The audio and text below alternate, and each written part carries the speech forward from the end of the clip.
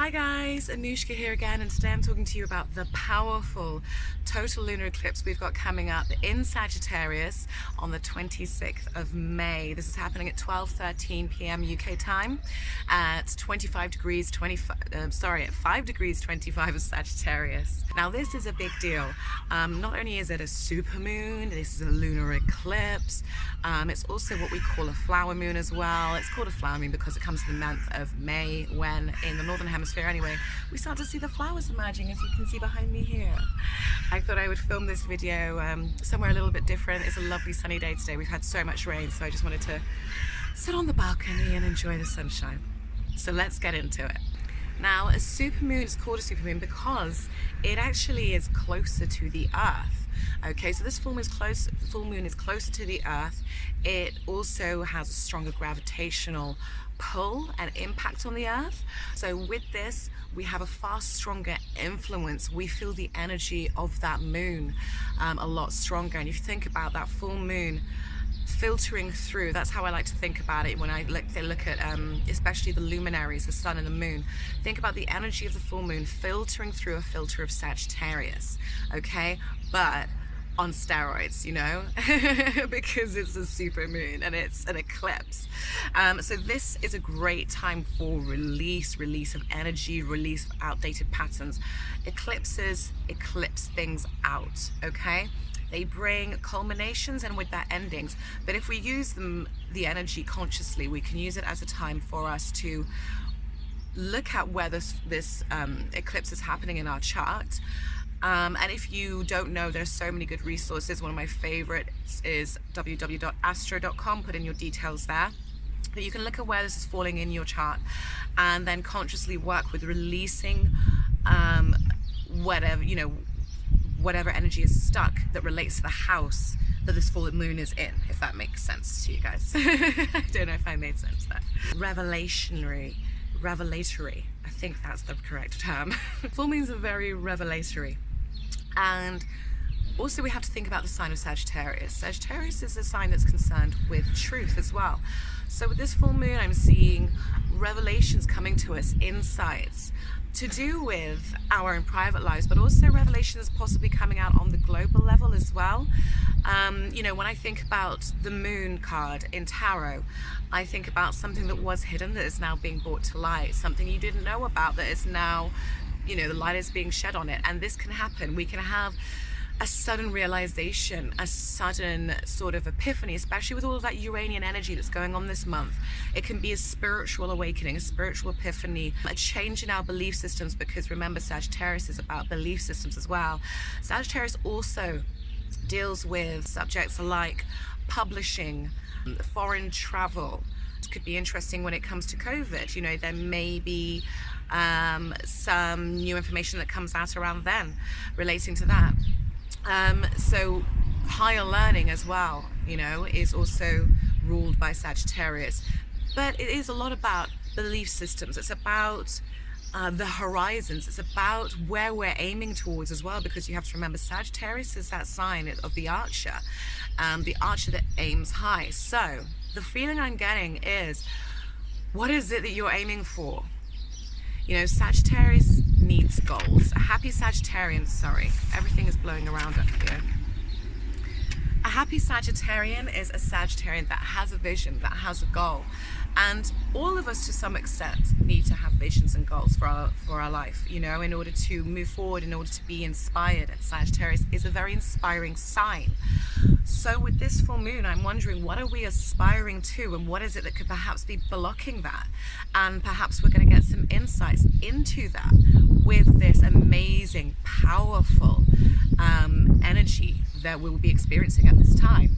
For me personally, this is going to be a really interesting full moon. And let me just tell you a little bit about my personal chart. So I have a stellium in my third house, and Sagittarius rules my third house. I am a Sagittarius too. So I've got my Sun, my Mercury, my Saturn happening all along with this total lunar eclipse. So it's going to be really interesting, and I'm really tempted to do like a personal video to update you guys on how it impacted me, perhaps in a couple of weeks, I think perhaps in a month's time actually, because full moons like this and eclipses, they tend to play out over longer periods. Okay, it's not just about something happening suddenly, although there can be a crescendo and a culmination. Its reverberations last a long time and can carry you 6 months, you know, through. That energy can stay with you for the next 6 months. So this is why it's really great when we use this energy in a more conscious manner, rather than allowing life to happen to us, but to actually work with it. Around this eclipse, we've got a lot of changeable energy, what we call mutable energy in astrology.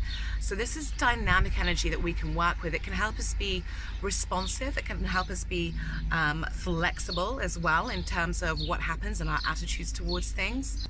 I also see this as helping us, as being beneficial and helping us make positive change. When we have a lot more fixed energy, we tend to be a lot more solidified in our patterns of how we do things. So with this mutable energy, I think this could be really helpful in helping us perhaps see solutions to things that perhaps hindered us for quite some time. So I really like that energy for this full moon. Another thing we've got going on is we have Mercury conjunct Venus and squaring off with Neptune around this time. And I actually quite like this energy because, you know, Mercury there with Venus, it's like a blending of feeling and mind. And squaring with Neptune, I kind of feel like that Mercury is being softened by Venus, and it's saying, get out of judgment, get out of that kind of mundane mind, and come more to a place of the spiritual mind, the loving mind, the heart mind. So this is offering us a lot of empathy, a lot of healing. I think there's healing energy here and compassionate energy to be had around this time, which is also another really beautiful resource. And we can also use this not just for others, but for ourselves. So if there is something we're looking to change, if there's something that needs to be brought to an end in terms of how we're living our lives, unhealthy patterns or attachments, then this can be really beneficial in helping us to not judge ourselves, but to move forward with compassion and self-love, and understand that all of this is part of wisdom and higher learning. On a personal level, you may see people that you hadn't expected aiding you, helping you. Neptune, you know, is very much about the downtrodden. So this could see old friends coming around again to help aid you on your journey. This can see you reconnecting with people that you hadn't thought of in a long time. But I get the sense of people wanting to help each other, be there for each other, be caring and compassionate. And this can be a time of great healing after so much trauma that we've gone through on a collective level. And especially if this has impacted you, this whole, what's it called again? This whole pandemic, if it has impacted you on a personal level, whether that be financially, mentally, emotionally, relationship-wise, I mean, it's impacted all of us on some level, you know, it has. But there can be a lot of healing that comes about now. There can be revelations in terms of your health that may help you to move forward and do things in a better way. There can be revelations in terms of your work, and there may be new surprises, and there may be help offered to you in terms of your career. Like I said, look at where this falls in your charts. The blackness and the void that this eclipse brings us is something akin to a womb. The feeling is that we can go within into the womb of creation, and supported by this mutable and creative and dynamic energy, we can, like Sagittarius, which rules publishing, we can be then the author of our own lives. We can decide what it is that we want to write into our destiny. Going into this place of creation, this darkness, this womb of creation, we can author what we want our future to be. And that's how I really like to think about this particular full moon. This full moon is going to relate and link heavily to the solar eclipse that's coming up in Gemini in June. So stick around to see what I have to say for that as well, guys. Sagittarius is an idealist. It shoots that arrow to the sky without being weighed down by the mundane or what's going on around it. And yes, in some ways that can be a little bit, you can deem that Pollyanna. But I think that we all need that dream time and that vision time, and to start aspiring again after having been weighed down so heavily over the past year or so. Whether you believe in COVID or not, whether you believe it's a pandemic or not, which somebody kindly commented on my last video saying something about oh, you buy into it being a pandemic. It doesn't matter whether I believe it's a pandemic or not. The fact of the matter is, this is an experience we've all been through, and the term we're giving it is a pandemic, okay?